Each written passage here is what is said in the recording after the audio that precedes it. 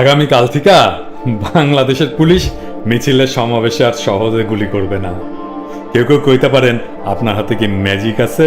না, ম্যাজিক নাই, কিন্তু পাওয়ার বা ক্ষমতা আছে। না, হাসিনার ক্ষমতা না, এই ক্ষমতা গল্পের, এই ক্ষমতা মস্তিষ্কের। এই গল্প শুনলে পুলিশের হাতের বন্দুক মিছিলে সমাবেশের কারো দেহকে আর নিশানা করতে পারবে না। কি গল্প বলি তাইলে? না, গল্পের আগে আরো গল্প আছে, সেইটা সব। আপনারা তো জানেন যে আমার প্রথম শিক্ষা হচ্ছে ডাক্তারি। আমি পড়াশোনা করছি রাজশাহী মেডিকেল কলেজে। 85 থেকে 92 সাল পর্যন্ত আমি রাজশাহীতেই ছিলাম। আমার রাজনীতির হাতে খড়ি রাজশাহীতে। রাজশাহী যারা কখনো যান নাই, থাকেন নাই, আমি বলবো আপনি অনেক কিছু মিস করছেন। রাজশাহীর মানুষের হৃদয়টা আকাশের মতো বিশাল। মানুষকে খুব সহজে আপন করে নিতে পারে। এর একটা বড় কারণ Rajshahi university, medical college, engineering college এমন একটা শহরে থাকার জন্য স্থানীয় মানুষদের সাথে নানা অঞ্চলের উজ্জ্বল ছেলে মেয়েদের একটা ভাব এবং সংস্কৃতির আদান প্রদান হয়েছে। আমার রাজশাহীর কাছে অনেক ঋণ আছে, রাজশাহীর মানুষের কাছে ঋণ আছে। আমি যেই শহরগুলোতে যাইতে চাই তার মধ্যে 2 নম্বরে রাজশাহী। রাজশাহী আমার দ্বিতীয় জন্মভূমি। যাই হোক, সেই গল্পটা বলি। এই গল্পটা ডাক্তারি। আগেকার দিনে নাপিতেরা সার্জারি করতো, মানে ফোড়া কাটতো আর কি, টিউমার কাটতো, কাইটা গেলে সেলাই দিত ইত্যাদি। ডাক্তারেরা আসছিল, তারাও এই কাজ করতো। নাপিত আর ডাক্তারের মধ্যে হাত যশ যার বেশি, রোগী তার কাছে যেত। তো এক শহরে এক নাপিতের খুব হাতছস। রোগী আসে আর ঘ্যাস ঘ্যাস করে ফোড়া কাটে, টিউমার কাটে। আর পাশ দেওয়া ডাক্তারেরা মাসি মারে। ডাক্তারদের তো না খাইতে পেরে মরার দশা, বাল বাচ্চা নিয়ে ভিক্ষা করার দশা। তো সবাই একসাথে হইল, কি করা যায়? তো এক ডাক্তার, নাম কি দেই? ধরেন নাম দেই বেনজির। কইল ওরে পিটাই। আর এক ডাক্তার, তার নাম কি দেই? হাসিনা। সে কইল ওরে গুম করে দিই, ইলিয়াস আলীর মতো। এই শুই না এক ডাক্তার হাসে। তার নাম হইতেছে, কি নাম দিই? ধরেন পিনাকি। সে কইল কি জানেন? সে কইল ওরে ডাক্তারি শিখায় দাও। সবাই হই হই করে উঠলো, ওরে নিয়ে এমনি আমরা পারি না, আপনি তারা ডাক্তার বানায় দিতে বলতেছেন? পিনাকি বলে, হ্যাঁ বলতেছি, আগে ওরে ডাক্তার বানান, তারপরে আমার কাছে আইসো, আমি একটা রোগী দেবো ফোড়া কাটার। সেই রোগীর ফোড়া কাটায় আইনো, ওই রোগী হবে ডাক্তার হওয়ার প্রথম রোগী। সবাই ক্ষুণ্ণ মনে মাইনা নিল আর কি। কারণ তারপরও জানে, ওরা জানে একটা জিনিস। কি জানে? বন্দুকের গুল্লি মিস হইতে পারে, কিন্তু পিনাকির স্ট্র্যাটেজি মিস হয় না। তো সবাই ডাক্তারি শিখাইলো ওরে, কোন দিক দিয়ে এখন রক্তনালী গেছে, কোন দিক দিয়ে এখন স্নায়ু গেছে, আর কিবা কিবা গেছে। তারপর ওই ডাক্তারি পড়া শেষ হইলে পিনাকি এক রোগীরে পাঠাইলো, তার বিশেষ জায়গায় ফোড়া হয়েছে আর কি। কোন জায়গায় ফোড়া হয়েছে কইলাম না আর কি। রোগীর নাম কি? রোগীর নাম দিলাম কৃষিমন্ত্রী রাজ্জাক। কই ফোড়া হয়েছে জানেন তো? জানেন তো? যাক, কইলাম না আর কি। তো তোর নাপিত ফোড়া কাটার জন্য একবার এদিক দিয়ে ধরে, একবার এদিক দিয়ে ধরে, একবার ঘুইরা ধরে, একবার উপর দিয়ে ধরে। পরে এই দিক দিয়ে তো এই রক্তনালী গেছে, এদিক দিয়ে তো এই স্নায়ুতন্ত্র গেছে, এদিক দিয়ে তো ওই গেছে, ওই দিক দিয়ে কিবা কিবা গেছে, ওই দিক দিয়ে ওই গেছে। সে আর কাটতে পারে না, এরকম করে কাটতে শুরু করছে। কাঁপতে কাঁপতে কাঁপতে কাঁপতে হাত থেকে পড়ে গেছে তার খুর। যা শেষ, তার সমস্ত পশার শেষ। তো আমি আজকে পুলিশই শেখামো আর কি, পুলিশের আইন শেখামো। কারণ ওরা তো পড়াশোনা করে না, করলেও ভুলে গেছে, ভাবছে এগুলো কেউ মনে রাখে না। তো আসেন পুলিশ ভাইরা, আপনাদের ডাক্তার বানায় না থুক্কু, তো আপনাদের পুলিশ বানায় দিই, তাইলে আপনার হাত থেকে পড়ে যাবে বন্ধু। আজকের এই ভিডিওটা পুলিশ আর র্যাবের ভাইদের জন্য, যিনি অফিসারদের জন্য না, নন অফিসারদের জন্য, যাদের অফিসারদের হুকুম তামিল করতে হয়। আমি আমার পাঠক এবং দর্শকদের বলবো, পুলিশের কনস্টেবল আর র্যাবের সিপাহীকে আপনাদের শত্রু ভাববেন না। তারাও দরিদ্র মানুষের সন্তান। এদের বেশিরভাগই তাদের উপরে দেয়া আদেশ অনিচ্ছা সত্ত্বেও মানতে বাধ্য হয়। কিছু তো অবশ্যই আছে অতি উৎসাহী। তাই আমি আজকে এমন একটা আহ্বান জানাবো আপনাদের উদ্দেশ্যে, যারা মাঠের অপারেশন করেন, তার মানে যারা মিছিল সমাবেশে গুলি চালান, মূলত পুলিশের কনস্টেবল, এএসআই বা খুব বেশি হইলে এসআই, তাদের জন্য আপনারা একটা জিনিস মনে রাখবেন, আপনাদের বড় কর্তাদের টিকি কোথায় বাধা আছে? বাধা আছে হংকং, সিঙ্গাপুর, দুবাই, ইউরোপ, আমেরিকায়। তাই তারা মনে করে তারা সুরক্ষিত। আচ্ছা, আপনারা নিজেরাই চিন্তা করেন তো, আপনাদের বড় কর্তা পোলাপানরা কেউ কি দেশে পড়ে? তাদের ছেলে মেয়েদের পড়ায়? তার মানে বিপদ দেখলেই যে সে ভাইগা যাবে, সেটা তো জানেন। কিন্তু আপনি ভাববেন কোথায়? জায়গা নাই তো। তাই মিছিল সমাবেশে গুলি করার আগে আমার কথাগুলো একটু শুনে যান, লাভ হবে। আমরা কিন্তু অঙ্গীকার করছি আমার ভাইদের যারা শহীদ করছে, পঙ্গু করছে, তাদের শাস্তি দেওয়া হবে। কিন্তু আপনার তো মনে হইতেই পারে হুদাই চাপা মারে, এটা কি ধরা সম্ভব? ভাই, আমরা বেকুব না, আমরা এই হোমওয়ার্ক কইরাই কথাগুলো বলতেছি। এইবার শুনেন, মিছিল বা সমাবেশে কে গুলিটা করছে সেটা কিভাবে ধরা হবে, তারপরে আমরা ধরায় একটা প্রমাণ স্যাম্পল দেখাই দেবো আর কি, বুঝছাও? আমাকে খুব বেশি কষ্ট করতে হবে না, অনেকগুলো আইনি পথে প্রমাণ দিয়ে গুলি চালানো কনস্টেবলের ফাঁসি নিশ্চিত করা যাবে। আপনারা আইনের লোক, আইনের এসব নিয়ম কানুন আপনারা ভালোই বুঝবেন, তাই না? আমি ব্যক্তিগতভাবে ফাঁসির বিরুদ্ধের লোক, আমি চাই না কারো ফাঁসি হোক, কিন্তু বুঝে নিত একটা আইন পাল্টাইতে সময় লাগে, তাই না? আইন পাল্টানোর আগেই যদি রায় হয়ে যায় তাইলে কিন্তু জয় বাংলা হয়ে যাবেন। হ্যাঁ, তারপরে অনেক উৎসাহী লোক আছে না, তারা চাইবে যত দেরি হয় ফাঁসি বাতিল হইতে, তাই না? তো ধরেন যে যদি জয় বাংলা হয়ে যান তাইলে কি হবে, কেমনে হবে না আর কি জয় বাংলা।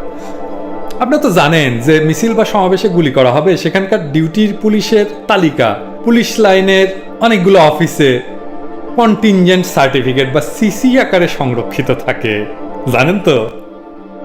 সে রেকর্ড থেকে জানা যাবে কারা কারা সেদিন ডিউটিতে ছিলেন আর কে কে গুলি চালাতে পারেন, সম্ভাব্য কে কে। তারপরে গুলি খারিজ রিপোর্ট আছে, জানেন তো? আর গুলি খারিজ রেজিস্টার আছে, জানেন তো? ওখান থেকে জানা যাবে যে কার বন্দুক থেকে কয় রাউন্ড গুলি করা হয়েছে। তাইলে তো বাইরে যাবে কে খুনি, তাই না? বুঝছাও? তার উপরে আমাদের মেলাগুলো জায়গায় ক্যামেরা ফিট করা থাকবে। সেই ক্যামেরার কারুকাজ আজকে দেখাবো আর কি, কেমন করে ফিট করা থাকে আর কি, নাম কিভাবে ধরা যায়। প্রত্যেক মিছিল সমাবেশের দলের কর্মীরা, নিবেদিত কর্মীরা, আমার ক্ষুদ্র ভ্রাতারা নানা দিক থেকে ছবি তুলে রাখবে, তারপর ভিডিও করে রাখবে আর কি। এই ছবিগুলো প্রমাণ করবে কারা কারা খুনের সাথে জড়িত। তারপরেও বুঝছাও, যারা যারা একসাথে ডিউটি করছে না, সবারই তো বাঁচার একটা ইচ্ছা থাকে, তাই না? তাদের মধ্যে কিন্তু সবাই গুলি করবে না, সুতরাং তারা ও কারণে আপনার গুলিতে মারা যাওয়া মানুষের খুনের মামলার আসামি হইতে চাইবে না। তারাই দেখাই দিবে ও গুলি করছিল, ও গুলি করছিল। আপনার সাথে যারা একই সাথে একই সিসিতে ডিউটি করছে না, ওরা, বুঝছাও, তারা রাজসাক্ষী হয়ে যাবে। রাজসাক্ষী হয়ে আপনার বিরুদ্ধেই সাক্ষী দেবে আপনি গুলি করছিলেন, আপনি মানুষ খুন করছিলেন, আপনি শান্তিপূর্ণ মিছিলে সমাবেশে গুলি করে মানুষ খুন করছিলেন, কইয়া দিবে। রাজসাক্ষী কারে কয় জানেন তো? না, না জানলে কইয়া দিই। একই অপরাধে অংশগ্রহণ করে পরবর্তীতে রাষ্ট্রপক্ষের হইয়া নিজেদের ভুল ও আসামিদের অপরাধ সংগঠনের যে সাক্ষ্য বা বিবরণ দেয় তাহাকে রাজসাক্ষী বলে, বুঝছাও? রাজসাক্ষী কখনোই আসামি হয়ে ফাঁসি বা শাস্তি পায় না, সে আসামিদের বিরুদ্ধে সাক্ষ্য দেওয়ার জন্য মুক্তি পায়, সাজা কম হয়। আপনার ডিউটি সিসি বা ডিউটি কাগজে যাদের নাম আছে না, তাদের অনেকেই আপনার বিরুদ্ধে সাক্ষ্য দিয়ে নিজেরা বেঁচে যাবে। তারাই সাক্ষ্য দেবে আপনি মিছিলে বা সমাবেশে অকারণে গুলি চালায় মানুষ খুন করছেন। যে সমস্ত ডিআইজি, আইজি, এসপি, ওসিদের হুকুমে আপনি আজকে গুলি চালাইতেছেন না মিছিলে, তাদের কিন্তু সেকেন্ড হোম আছে। সেকেন্ড হোম কি জানেন তো? দ্বিতীয় বাড়ি, মানে টাকা পয়সা সব ওই জায়গায় পাচার করে রাখছে আর কি। বিবিও হয়তো পাঠাই দিছে, বিবিরেও। কানাডা, আমেরিকা, অস্ট্রেলিয়া আছে না, বেগম পাড়া নাম শুনছেন না? গাড়ি আছে, বাড়ি আছে, ব্যাংক ব্যালেন্স আছে, আর একটা শাদিও করে রাখতে পারে, জানেন না তো? ছেলেমেয়েরা ভালো স্কুলে লেখাপড়া করে, ওই সিনিয়র যখন বিপদে পড়বে তখন বিদেশে পলাইবে। অথচ তার কথায় আপনি গুলি চালায় নিজের ভবিষ্যৎ শেষ করতেছেন। গলায় ফাঁসির দড়ি নিয়ে একবার বিদায় দে মা ঘুরে আসি, এই গান গাওয়ার মক্ষ করতেছেন। আপনার বিপদের সময় কাউরে সাথে পাইবেন না। সেদিন কই যাইবেন? কোন দেশে পলাইবেন? আপনার বউ বাচ্চা কাচ্চা সোলপোল কে দেখবে? কোথায় পাঠাবেন তাদের? তাইলে এরপরে কি একবার বিদায় দে মা ঘুরে আসি? তো আপনি জয় বাংলা হয়ে যাওয়ার পর বউ বাচ্চা সংসার কে দেখবে? আপনার স্ত্রী দ্বিতীয় বিবাহ করবে, আপনার পোলাপান সৎ ছেলে পেলে হিসাবে ওই সংসারে আশ্রয় পাইলেও পাইতে পারে। বিদেশে কি আপনার বাড়ি গাড়ি আছে? বউ ছেলে পেলেকে নিয়ে সেইখানে যাইতে পারবেন? কয় টাকা আপনার বেতন রে ভাই? সারা জীবন ঘুষ খাইলেও তো একজন কনস্টেবল বা এএসআই বা নায়ক সুবেদার বিদেশে পালায়া যায় বসবাস করার মতো বাড়ি ব্যাংক ব্যালেন্স করতে পারবেন না ভাই। হুদামিসা কইয়া তো লাভ নাই, তাই না? মেলা খরচা। তাই আপনারা দেশেই থাকতে হবে।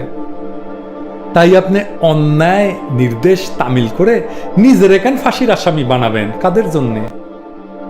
আপনি কইতে পারেন আমার বস, আমার উপরওয়ালা গুলি কইছে, নির্দেশ দিছে, আমি কেন গুলি না চালায় থাকি। আপনি পিআরবি অনুযায়ী অফিসারের বৈধ আদেশ শুনতে আপনি বাধ্য, অবৈধ আদেশ না। মানুষ খুন করার আদেশ অবশ্যই অবৈধ। কেবল নিজেকে বাঁচাতে সেলফ ডিফেন্সে গুলি করছেন, কখনোই আপনি এটা প্রমাণ করতে পারবেন না। আপনার সিসিতে যাদের নাম, তারাই বাঁচার জন্য রাত সাক্ষী হইয়া কইয়া দিবে আপনাদের উপরে কোনো হামলা হয় নাই, কোনো আত্মরক্ষার প্রয়োজন ছিল না, মানুষ খুন করার জন্য আপনি গুলিটা করছেন, ফাইসা যাবেন আপনি। তো পুলিশ ভাইরা, আমাদের কাজের স্যাম্পল দেখবেন, কেমন কইরা রেকর্ড রাখতেছি দেখবেন, দেখাই দিব, পুলিশদের দেখাই দিব, ক্ষুদ্র ভ্রাতারা দেখাই দিব। হ্যাঁ, আচ্ছা আসেন দেখি। এইটা হইতেছে বিএনপি কর্মী নয়ন হত্যার দৃশ্য, দেখেন।